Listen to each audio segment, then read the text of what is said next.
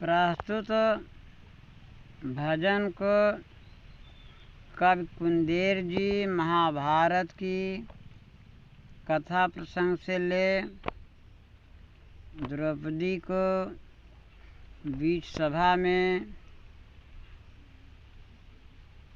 जुआ के माध्यम से युधिष्ठिर महाराज हार जाते हैं तो दुर्योधन द्रौपदी को सभा बीच में लाकर नंगे करने का आदेश दुशासन को देता है। दुशासन जब द्रौपदी को बुलाने जाता है तो द्रौपदी कह रही है कि वहाँ राज दरबार में हमें क्यों बुलाया जा रहा है, मैं इस समय जाने के काबिल भी नहीं और न जा ही सकती हूँ, क्योंकि वहाँ एक से एक रथी महारथी जैसे दादा भीष्म जी, गुरु द्रोणाचार्य, कृपाचार्य जी, भूरिश्रवा अश्वत्थामा तथा हमारे पांचों पति विद्यमान हैं।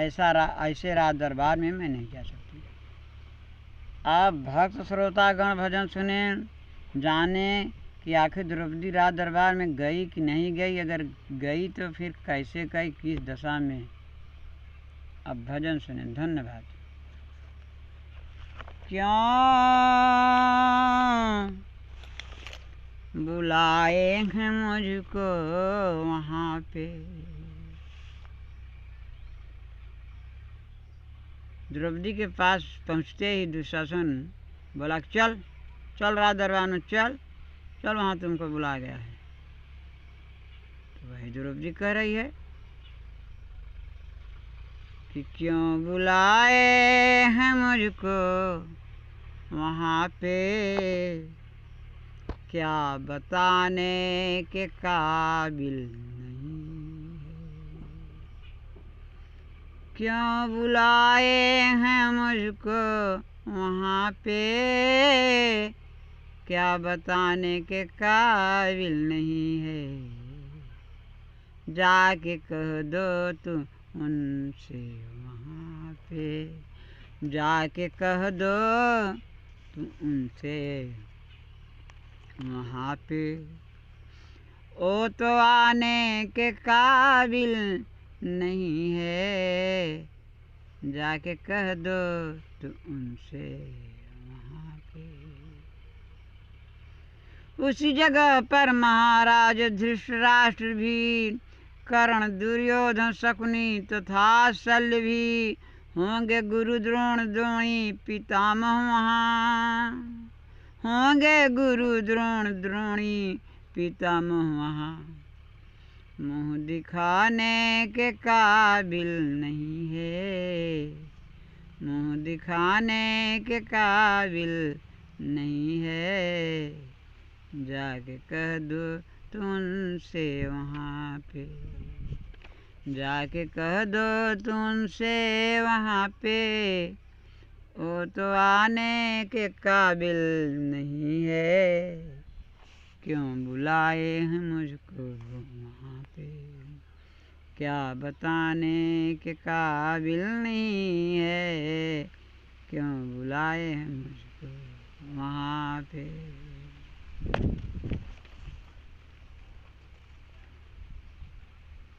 होंगे भूरी श्रवास वहाँ और कृपाचार्य आचार्य होंगे सभी। द्रौपदी जी कह रही हैं कि ऐसे राज दरबार में औरत का वहाँ का क्या काम है, मुझे क्यों बुलाया जा रहा है, क्यों नहीं बताते, क्या बताने के काबिल नहीं है। होंगे भूरी श्रवा अश्वत्थामा वहाँ और कृपाचार्य आचार्य होंगे सभी। होंगे जोधा धनुर्धारी अर्जुन वहाँ, होंगे जोधा धनुर्धारी अर्जुन वहाँ। जो छिपाने के काबिल नहीं है, क्यों बुलाए हैं मुझको वहाँ पे, क्या बताने के काबिल नहीं है। क्यों बताए, क्यों बुलाए हम मुझको वहाँ पे, ये बताने के काबिल नहीं। जब द्रौपदी अन्य अन्य महारथियों का नाम लिया, बाद में जब वहाँ अर्जुन का नाम लिया तो दुशासन क्रुद्ध हो गया, गुस्सा में आ गया और बस फट उसकी लट को पकड़, झोंटी को पकड़ घसीटता हुआ चल दिया। इतना सुनते घसीटा पकड़ के उसको ला सभा मध्य में उसको हाजिर किया। इतना सुनते घसीटा पकड़ के उसको ला सभा मध्य में उसको हाजिर किया।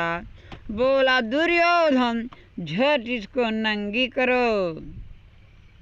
देखते ही द्रौपदी को दुर्योधन आपा खो बैठा और कहा इसको झट नंगी करो और नंगी करके हमारे इस जंगे पे बिठाओ। क्योंकि इसका कहना है कि अंधे के अंधा ही होता है। जब मैं अंधा हूँ, नहीं देख सकता, तो सब देखें, इसके पांचों पति देखें और सब जो रथी महारथी हैं दरबारी सब देखें। मान लो एक मैं नहीं देखूँगा, मैं नहीं देखूँगा तो मुझे लज्जा ही काहे की। वही कह रहा दुर्योधन।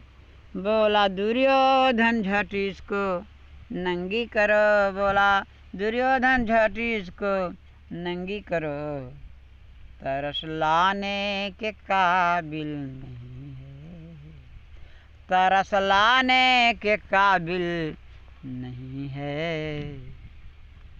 जाके कह दो तुमसे वो भी आने के काबिल नहीं है। जब राज दरबार में पहुंची और दुर्योधन कहा इसको नंगी करो, जल्दी नंगी करो, और जब उसके साड़ी किनारे को पकड़कर दुशासन झटका देने लगा, खींचने को तैयार हो गया, तब द्रौपदी कह रही अर्जुन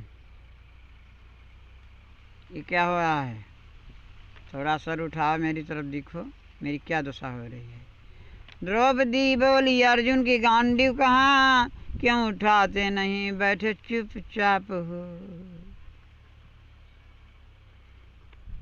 बोलते क्यों नहीं सर, उठाओ जरा सर, उठाओ जरा सर, उठाओ जरा, क्या उठाने के काबिल नहीं है, क्यों बुलाए हैं मुझको वहाँ पे, क्या बताने के काबिल नहीं है, नहीं है, क्या बताने के काबिल नहीं है।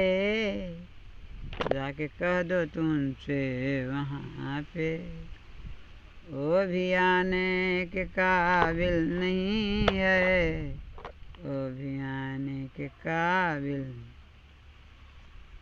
केवल द्रौपदी अर्जुन को ही पुकारा।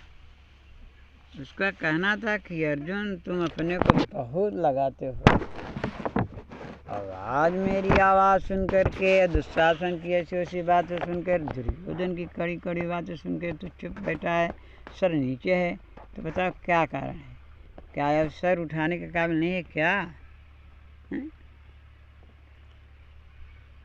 फिर क्या हुआ, इसको जानने के लिए आप भक्तजनों को कुंदेर जी के अगले भजन को सुनना पड़ेगा। जय राम जी।